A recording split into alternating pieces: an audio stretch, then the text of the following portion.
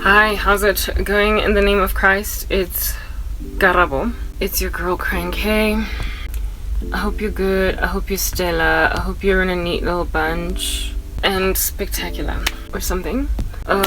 Yeah. So what's up? It's the 8th of December 2023. Some strange little day it is. This is hot and cold.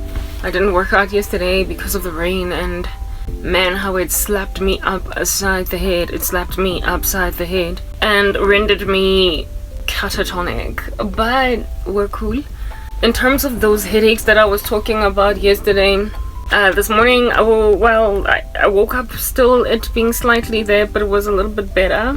And I took a grandpa for what was remaining, and I haven't had a return headache since. So I did let you guys know that these spells, they fade eventually. You just go poof in the sky. They work for like 5.2 seconds and then boom, it's done. So I'm basically past the point of undergoing sorrow because of some spell that has been cast for death or anything else really that gets sent to me. I am an overcomer. It's very, oh yeah, it is hot, but I forget that I have a fan because that's just what God does in my life. He enables me to innovate. Let me just put some caveats out there. I'm wearing application makeup or not. You know, some days I just feel like let me go barefaced. If I'm not barefaced, then you know. If I'm barefaced, then you also know what decision I made concerning makeup. But if at all I'm wearing makeup, it's not real, it's an application. Secondly, what is second? Somebody give me 1 second. Oh my goodness, like wow, it's so hot. My captions, they're not always accurate, so please look out for that. I don't have time to edit them. Maybe one day in the future, should the Lord award me a future. If he doesn't take us in the rapture or whatever, I will hire some Gen Z that will go on right ahead and edit my edits and stuff, right? My captions so that they're accurate while they're busy studying at school or whatever. Okay, cool. Right, beans and banana peels. Now that we've put that out there, let's just also put out there that this is a hot day in this country, and when it's hot we like do this. Okay, right, I don't really know what to say, except I do. Remember I told you guys that these days I'm just gonna rock up, speak for like 5 seconds unless I'm given some other understanding, unless I'm told a new thing, unless I am made to walk in a new development. We're not sharing good old-fashioned repeat offenders in the kingdom of darkness. If you want to repeat offend, do you, but do not anticipate a mention anymore. So pretty much good old what is the same old type setup thing. But I have this question, right? So maybe I might not speak for just 20 minutes, maybe I might speak a little bit longer, I don't know, we'll see. Where's my head scratcher? Y'all know I have a head scratcher. When my scalp starts to get itchy, I need to leave my protective style in for a long time, and I don't care if it gets all old and fuzzy, yeah, to eradicate the itch, because I see now that maybe what might actually fix my itchy scalp is not even so much washing my hair and correcting the circumstance, it's just leaving it alone for like weeks and then it'll like stop itching. Anyway, whatever, yeah, this is what question I'm trying to throw out there in the midst of everybody that wants questions thrown in their midst. I'm seeking justice. I want my enemies lambasted and handled. I want them thrown in some kind of a whirlwind of regret because they got handled. People absent of them being handled for what they do never really walk in a regret.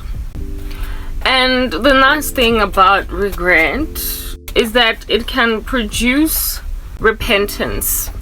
Because when you're walking in regret, given that you've been bongafied and exposed and everything, yeah, you get lonely sometimes because people now don't want to hang with you because you're so exposed. You're just not that nice to be with anymore because you now might make me catch whatever you have because you're basically a leper. And when you're living like a leper in society, You sit down and you think, you labor on thought. Why? I just perpetually, that's you, always like, your brain is like that all the time. Because it's so hard to think, right? That you might actually also start thinking about, I don't know, hellfire, What if it's real? You might actually start thinking about eternity, What if that's a thing? You might start thinking about God, What if that's a thing? You might start thinking about eternal consequences of one's actions, and so maybe be healed. So really, my desires are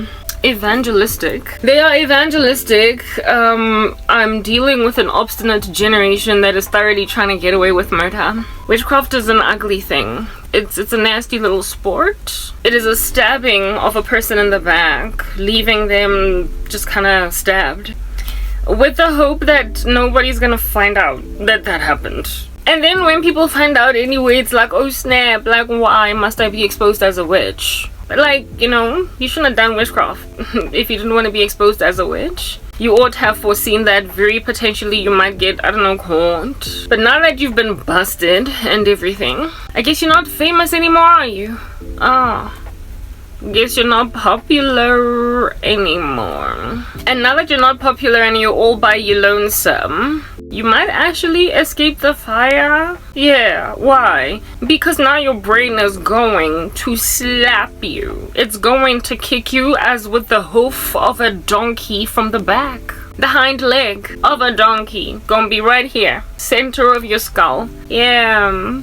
And it's like, oh my, look at me seizing my particular status as Mr. Popular.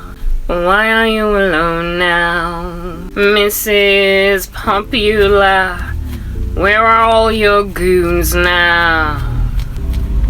Miss Popular, where your entourage at? I guess it's nowhere to be found because you're not popular anymore. Yeah. So you see, this is tough love. What I'm doing is adoration. It's totally adoration. I am adoring. Do I not ooze adoration? Am I not oozing love? Are there no petals of flowers blossoming on the screen? Just, giving admiration, adoration, besottment. It's just love. Ecstasy of wonderment in the adoring lane of heaven. This is loving. Whether or not you want to see it as adoration is irrelevant, because at this point, Anandaba. Okay. Akinadaba. That means I don't care. I don't care. Because I am dealing with quite the nasty bunch of people who also similarly pride themselves in not caring. And no, okay, this is not the equivalent of repaying evil for evil or whatever. It's the tantamount of putting a foot down, because I'm dealing with a wicked and a perverse generation that is obstinate. And so the Lord has given me, just like with Ezekiel, like a head of brass. It's hard and stuff. And so I use Baiskelem. So it's not that I'm glad when you suck. It's that I'm tired that you've sucked for so long that I stopped caring that you continued to suck. Yeah, we're done. Yeah. That's a thing. I'm not doing this anymore. Not anymore. I'm not doing this another day. One can dream on. If at all they anticipate that's not a reality. But just in case you are a little bit more realistic, we appreciate your presence. It's that basic. I want people to be slapped. I want them to be kicked as with the hind legs, with a hoof, nogal. A very hard hoof, made of all different kinds of calloused materials, of a donkey. Never mind a horse, because a horse can be bridled. It's not as stubborn. We need like a stubborn animal, like a mule, just right in the center of the face. And now that you've got yourself a blue eye, looking like you've had a rhinoplasty, maybe you might be a little less insane. I don't know, humility before honor, pride before a fall and stuff. So now that you've fallen splat on the ground, perhaps you might wear humility, I don't know. So this is tough love. And whether you see it as love or not is, like I said, irrelevant. I don't care anymore. Angsenandaba mina. I thoroughly do not care about reception at this point by anybody, because when you've been in a battlefield with a bunch of people that lost the war before it even started, but I don't know, they're pushing a rifle anyway, you're gonna just start like shooting into thin air, hoping like a stray bullet hits one of them, because they are that obstinate, and frankly, there's no saving them. I desire that you should live and stuff. Really, I do. As cynical as I am. But it is apparent that you don't want to live, and I have a thing about that. I've always just been disinterested in deadbeats that don't want improvement, that don't want to change, that feel as if though their drug addiction is a virtue. And so really, if it ain't broke, don't fix it. When people are like that, I have a history of just being like, okay, do you with your whirlwind of destruction twist in that wind, do you? And if at all it is twisting in the center of the ocean, drown in peace. Drown in peace. Like, do you, hambani? Unfortunately, or maybe fortunately, depending on from which vantage point you want to look at it, I then got thrown into this trial by a holy god that I guess was working on my character too, as well as perhaps yours. And in working on my character was like, you're not gonna get to just walk away anymore, Karabo. Sister INFJ with your door slam. Where you just walk away from, people who insist that their drug addiction is a whole character virtue. Yeah, you're not gonna get to walk away from these junkies, because, you might be good at goodbye, but I'm God and I'm not. And I'm like, oh goodness, wow. Like, I just cringe thinking about the fact that God cares about you who have been abusing me, because I don't. And I'm not holy as I ought to be. And so I cringe at the prospect of talking again to junkies who think their drug addiction is a virtue. I cringe, because there are people, y'all gotta come on, some of y'all gotta agree, if at all you're listening to me with any vibrancy of an ear, as opposed to a dull one. You gotta agree, whatever little handful of an audience I have, like, please, I'm not going to speak out here like one that's got like thousands of people looking at me. I'm pretty aware it's a scantily perused YouTube that I've got over here, and really I'm being gazed upon by people who keep on bewitching my content, hoping that it never grows anyway. But just in case I missed that conglomerate, there are one or two sober souls. I bet you do agree that, what is this? What did I want to say? Some people just need to be left, like just walked away from, like skedaddled from. But you can't push a pill down a person's throat if it's tough to swallow and they don't want to do it. Like, just let them go.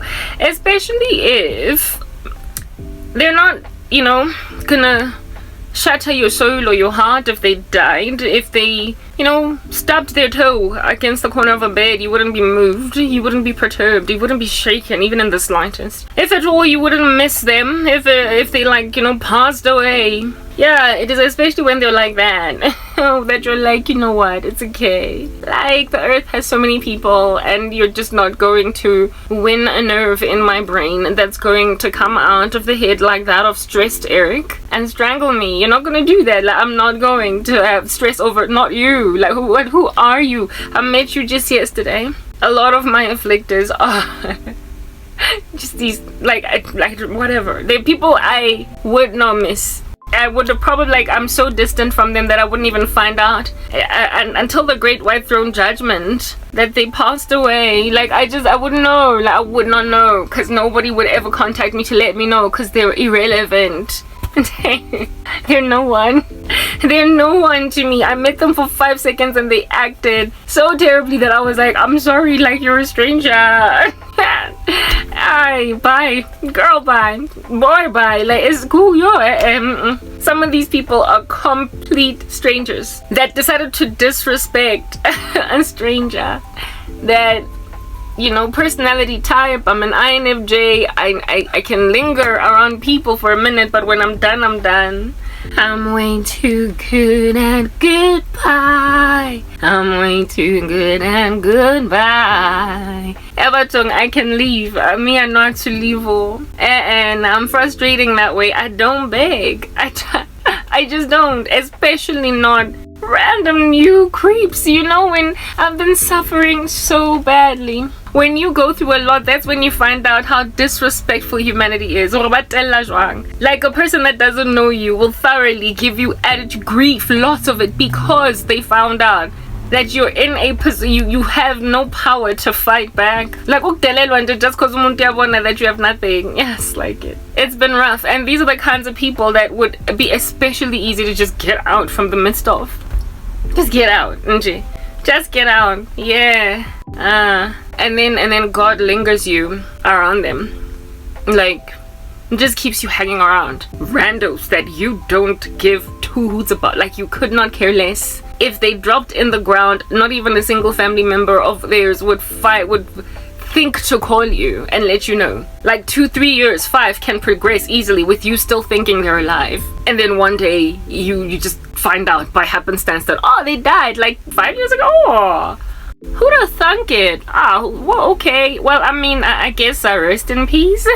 Like 5 years later. Remember when Kobe Bryant died? How Stacey Dash rocked up like months down the line on some, oh my goodness, I didn't know Kobe died. And everybody was like, my goodness, Stacey, what corner of the world, what little hole do you live in? Yeah, well, I've got a bit of a Stacey Dash, you know, constitution about me concerning certain people who feel like they ought to be as important as Kobe Bryant when they die, such that the whole world would learn. Yeah. That they've passed away, and then herein lies Karabo being like, oh, they're dead. Oh man, that's so sad. When? Girl, it's been almost a year. Oh, maybe I shouldn't have said anything. Whew. Yeah, that's the level of pomp and arrogance that has encircled my life. People who were, I guess, quite important in wherever they were at. Like, people loved them wherever they came from. They were relevant, they were needed, they were, I guess, worthy of attention or whatever in their spaces. But then they come to my ministry and learn that I've got nothing. Some of which then like actually knocked on my door, tapped on my shoulder. I responded to them for like all of 5 seconds. And because they're used to a world of adoration, that's what's good. They just expected that I'm gonna award it to them. And it's just like that. Yeah, and just love them. The way that they're so used to being loved because they're spoiled, silver spoon in their mouths by the world around them that kisses behind. And then when I don't act like that, they out you on some girl who does not know Kobe Bryant has died. I'll tell you, some people. Yeah, there are people who just like don't know. And they're also in the same space, like the entertainment industry. Stacey Dash, as a celebrity, weeks, months progressed, and the chick was like, had no clue that Kobe was dead. Yeah. Well, there are some people that I would have no clue are dead, and I'm expected to know stuff like that. And when I don't find out, get all upset at my ignorance. People getting all upset, throwing their incredible toys out the cart at what they call my ignorance, when it's not so much ignorance as it is priorities, or, you know, but who are you exactly? What's your name? Okay, thank you for letting me know. Next time I'll jot it down on a piece of paper, put it on my refrigerator, so I won't forget it. Yeah, in the morning when I wake up, I'll just like stare longingly into this like piece of paper on the refrigerator, just so, should I bump into you again in the street, I'll call you Tom, instead of, hey you, how are you?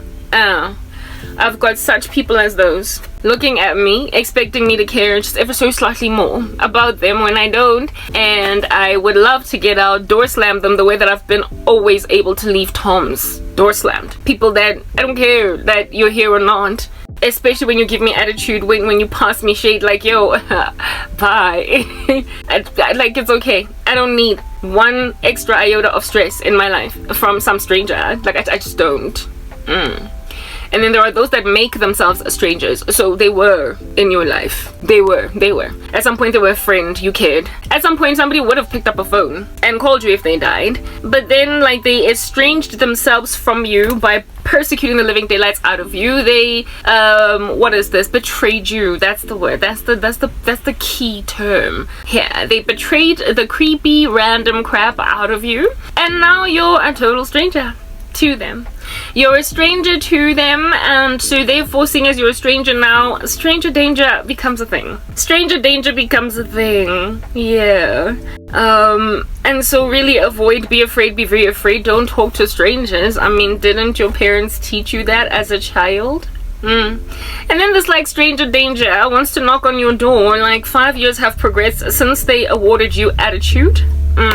Stranger danger. Hey, what's up in the name of Christ? Yeah, stranger danger awarded you attitude.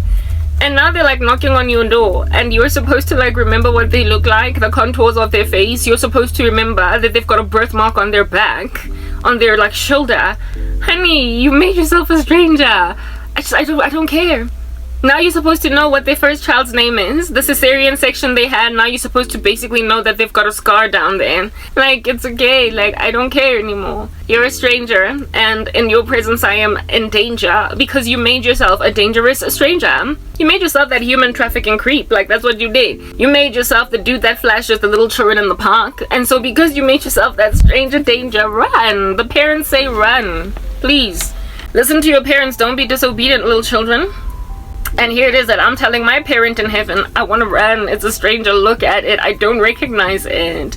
It is no longer the same chick I grew up with. It's not my best friend. I don't know who she is. No, that's not my cousin. Nah. We're estranged. I want nothing to do with these people. God, it's stranger danger. Don't you want me not to talk to strangers? I'm in trouble here. And then God basically tells you, I put you in this position for such a time as this. And I'm like, oh. So now I gotta deal with stranger danger. Okay, yeah. I'm that like 7-year-old child in the presence of a pedophile. And I gotta just, sit it out, ride it out, basically trust that God will protect me. And I know that he will, but I do have some bones to pick. I'm grumbling. I'm complaining a lot to God these days on some. I'm in the midst of pedophiles as a child. I'm in the midst of rapists as a woman barely dressed. I am wearing just a bra and panties in the midst of a rapist. Like, this is gonna get bad soon. I'm in the midst of like, I'm walking in a dark alleyway at night. In the midst of like a whole serial killer, that's busy butchering women in that same alleyway. Lord almighty, what in the world? Like, get me out of here. I want to leave. This is stranger danger. I want to get out. These people have made themselves strangers to me. And they've made themselves particularly quite dangerous strangers. They've made themselves like pedophiles in the presence of children. And I'm way too good to go by. And I'm also smart enough to know not to kind of hover around these alleyways at night. Can I just go? Can I just go?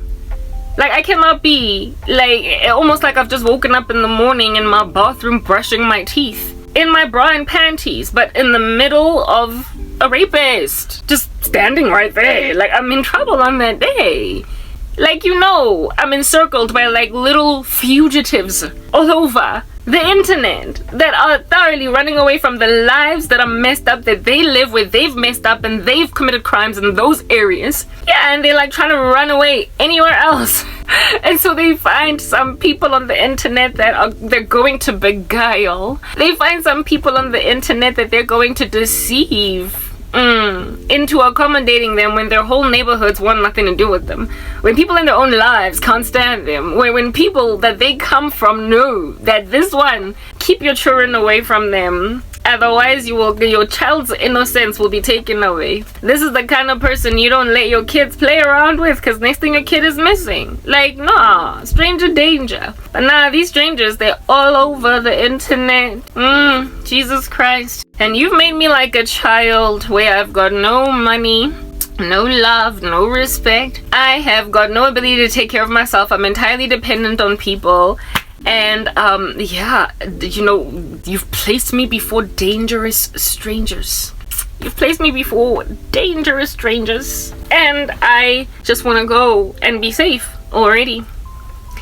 Why will you not rescue me from all of these menaces that are fugitives from their own lives and are trying to hop into mine? Kankani. Because they feel as if though it don't get no better than this, because what's a man like me? Where's a man like me gonna find a good woman unless I deceive one on the internet? Because all the women in my neighborhood, know I stank. But she don't. And I'm encircled by such dangerous strangers. Encircled by men divorcing wives for no other reason than the fact that they cheated 10 times on these women and now they want a third or a second wife. Yeah, I'm encircled by jealous, freaky chicks. Calling themselves Christians, writing me emails, and then 3 weeks later casting spells on me to never be okay. Stranger danger. Men and women alike. Just a circus.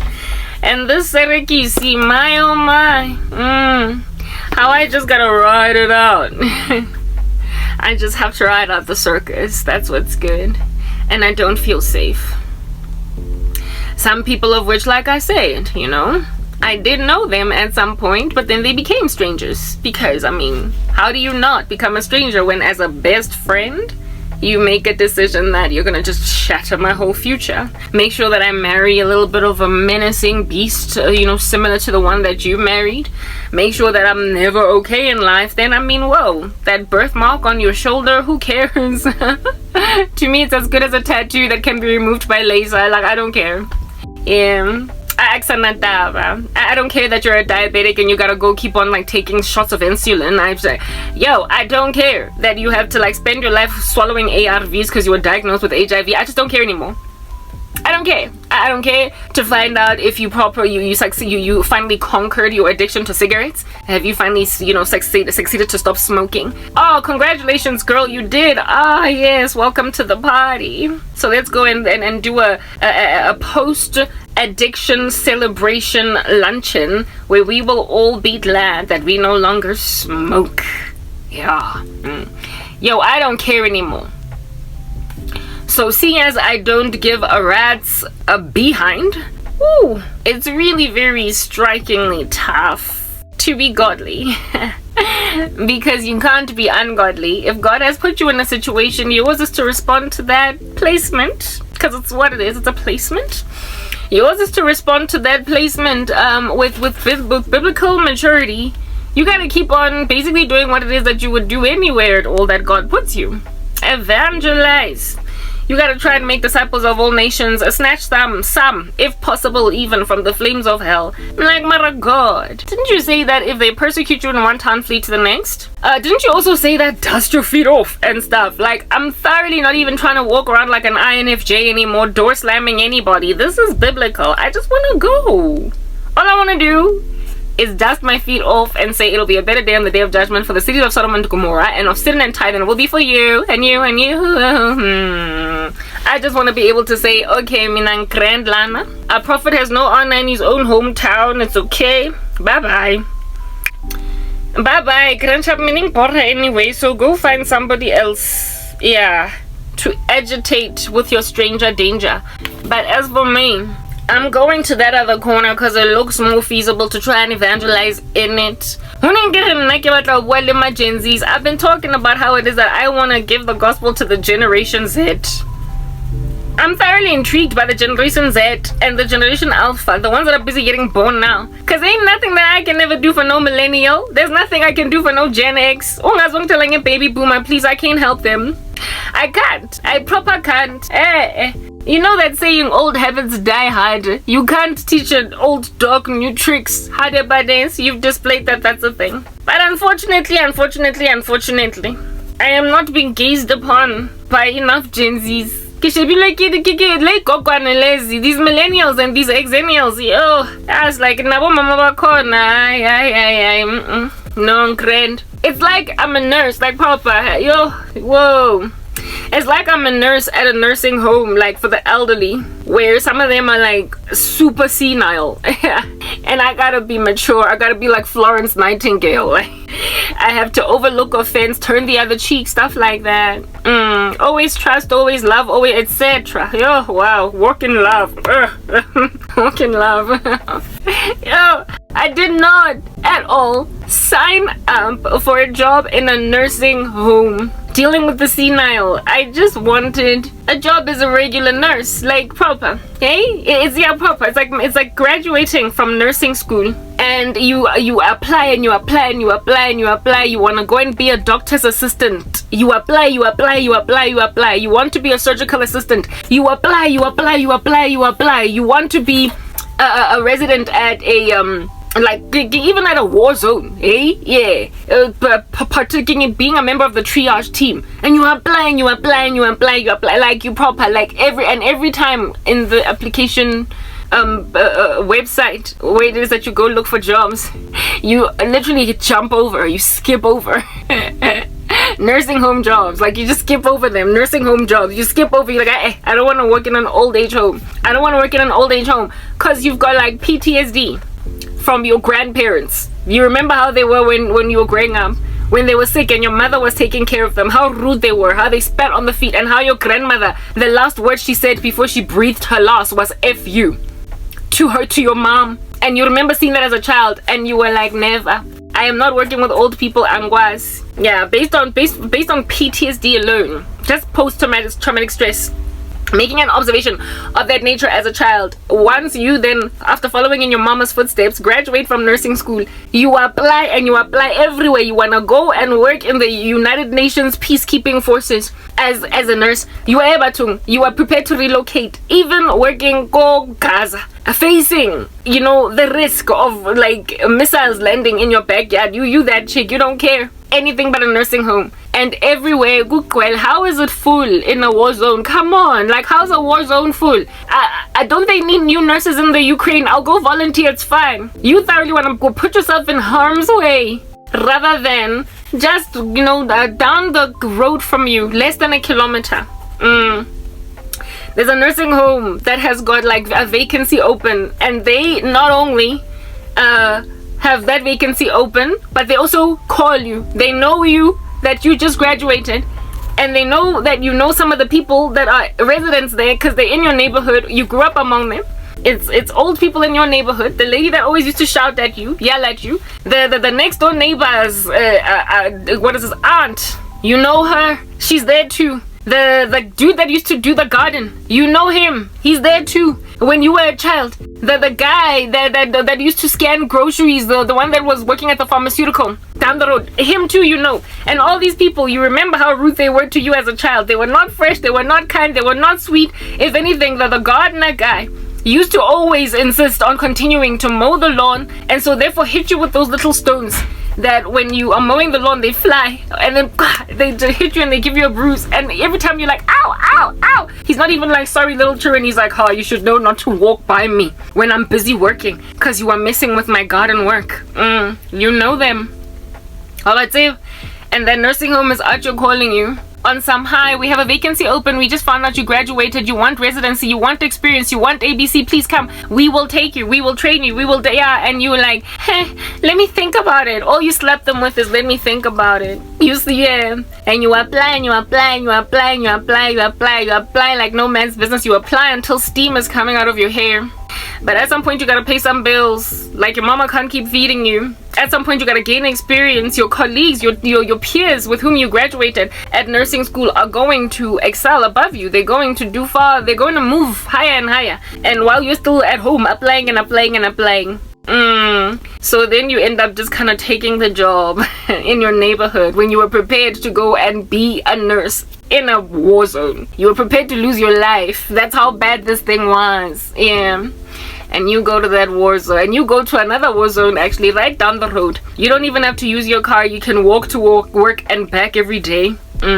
So it's convenient too, but you know what it is that you're avoiding. And now that you're working there, you got to deal with the rudeness of people that when they were healthy, wealthy and wise, when they could still run a block around the neighborhood, when they were still good, that's what's good, when they were still young, in the pink of health and thriving, they were so mean and they were so rude and they were so disrespectful, and they made your life such a living nightmare that you thoroughly cannot fathom yourself catering to their every need, no matter what rudeness they perpetuate, because it's your job.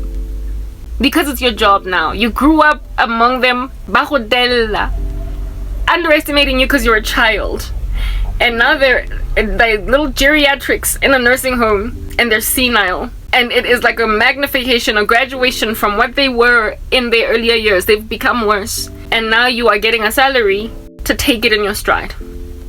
Now you are employed to accept it, and there's nowhere else where you can go. That's how trapped I feel by this thing that I do. That's what I take to God every single day. Every single day of my life, I'm like, there are people that will receive my message, I'm sure. I'm not unlistenable, God. The world cannot be so obstinate and so stubborn that they don't want to hear the gospel at all. Because if that was the case, we'd be gone by now. Yeah, I mean, if at all no one was interested in the gospel, if there was no revival happening anywhere, if there was no interest in the word of God at all, we would not still be here. We wouldn't. There must be people who are still embracing you, and I know that this is also true because I see all the stuff that's happening with YouTube channels across, YouTube, of other Christians that I follow. There is a thirst and hunger for their content. They are taking them up. So it's not like I am busy planting seeds in an arid wasteland where there is absolutely no fertile soil anywhere. I know there's fertile soil somewhere, God, everywhere. I've seen it on YouTube. I've seen it on Facebook. I've seen it. I've seen Christians reach Christians or reach people for God. Some of the most stubborn, coming around. Like, yo, it's happening. Yeah, but then you decided to go and put me in a desert, for real, like a desert, like I gotta go and bring out like a whole thriving jungle in a desert. Ngampel, really?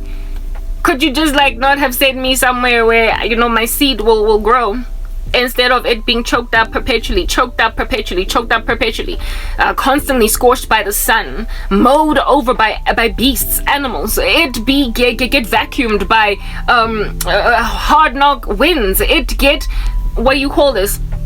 uprooted by torrents, hard knock rain that is too excessive, and so therefore not beneficial for growing crop. Why? Everywhere where I plant seed, is there no fruit? What's going on? God, you know what I asked for? I wrote poetry about how it is that I want to go and reach some children. It's been my dream for a minute, for a minute. When I first came to the faith, I wrote so much poetry speaking about how, Father, I have a dream to reach the youth for you. I was gunning for them babies. I was gunning for the Gen Zs. I was gunning. You know my love for kids. You know how good I am with them. And at the time, though, when I got born again, those Gen Zs were still, some of them in creche, some of them were in primary school. They were still little babies. I even joined a ministry of helps that was a Sunday school in one of the churches that I attended, precisely because I was gunning for those Gen Zs. I wanted them. They're the ones I wanted. When I was living at Cosmo City, I went and I grabbed myself a whole bunch of Gen Z children. They were at the time 8, 9, 10, 11, and I encircled myself with them and I tried to inspire them in your word, and they responded. You remember, hey? If at all you've been with me for any amount of time, you will recall that I was once at Cosmo City, where another place where I was thrown by my family to basically just kind of gather dust. And I ended up basically running almost like a creche in that house. Every day there were kids ranging from 2, 3 years old all the way up until perhaps 15, 16 in high school. They were always around me. Every day that house was just teeming at the folds with children. I've got footage of that time, that season, that I have shared on YouTube, but all of my content has been privatized from long ago. But one day maybe I will show you. I have always been trying to deal with kids because I imagined, like Whitney Houston, I believe the children are the future, teach them well and let them lead away, show them all the booty they possess inside. Yeah, I believe that they were the only way out of this craziness. The ones that will conquer generational curses of their parents, because all other winners, all of those other chickens, all of those other dogs whose old habits die hard and you can't teach them new tricks. I'm not trying to deal with that. I don't want nothing to do with these millennials. I don't want my age group. I don't want those older than me. I want the generation after me. I'll take them. Let me run into the future with a train. I believe a shoe not a future. Teach your way, let her lead away. Shoot a world of booty, their possession shot. That was me. And now 10 years later, look at what's happening with the Gen Zs, because these millennials refuse to let me talk to them. These Gen Xs refuse to let me talk to them. Look at my little sister. She is so disrespectful. She does not know whether she's coming or going. She has no regard for God. She hates him. She can't stand the name of Jesus. She's basically a Satanist that way. Yeah, but in the beginning, she was prepared to listen to me when she was still the cheering at a future. Tisha Whaley, let her lead away. Shoot a mother booty, a possession shot. Yeah, I got born again in 2011. She was young enough. She was still in primary school when I got saved. Primary school. So I was getting to her. I was able to. When I got born again, I took her to some camp. I was trying to get this child to know Jesus. Flow with the Holy Spirit. Hallelujah. Now, she cannot stand the king. Why? Because a Christian has been so badly abused, persecuted, maligned, and underestimated in her presence that she sees no value in Jesus. She does not think Christ redeems. She looks at my life and is like, what's the point? Your religion has done nothing for you. At the age of 22. And she cannot see value in Christ. Look at this horrific not marriage thing that happened on the 7th of October in 2023 in Israel. The attack by Hamas into the kibbutzim and into the music festival. Basically just that massacring thing they did. Look at the response of the Gen Zs. Guys, you don't understand. Like, you don't know what you've done. You have no idea what you've done. Like, that's your doing. You made those kids riot in universities. Like, they're chancellors, they're deans, they're presidents. Aren't you condoning anti-Semitism? Or if not condoning it, they're not necessarily condemning it. They're losing sponsorships from Christian donors and whatnot precisely because of an inappropriate response to Jewish persecution on college campuses all across the US and Europe. In the US in particular, there's like a 21-year-old Jewish girl that is suing her university because she does not feel protected by her leadership in her university. Against the anti-Semitic sentiment that has raised up in the sky. How did the Gen Zs get to that point? How did those little babies get there? How did those children dare the future? Tisha Whaley, let her lead away. Show them all a booty, their possession shine. How did those cute little girls and boys, those lovely, wonderful, amazing little babies, how under heaven did they become so demonized? Hey, remember 9/11 in America? After 9/11, how many people in the United States of America in universities at the time, how old was that? Well, during 9/11, I was a child, I was little. I was definitely not in was I in varsity? Maybe I was in first year. I stand corrected. Whatever, y'all. When 9/11 happened, that whole Osama bin Laden thing. No, I was in high school. I remember now. When Osama bin Laden did what he did. Yeah. How many Americans, show of hands, those of you who know, how many people in the US of A, show of hands, celebrated in jubilation that attack on the Twin Towers and saying that we need liberation from the West? How many people in the US did that? No, instead what happened? There was a whole bunch of Islamophobia that was rightly raised up in the world because of the recognition of how extreme Islam can be when they, in the name of holiness, in the name of their God, they want to target anybody. Yeah, there was a whole bunch of Islamophobia that caused airports to basically kind of persecute people that looked a particular way.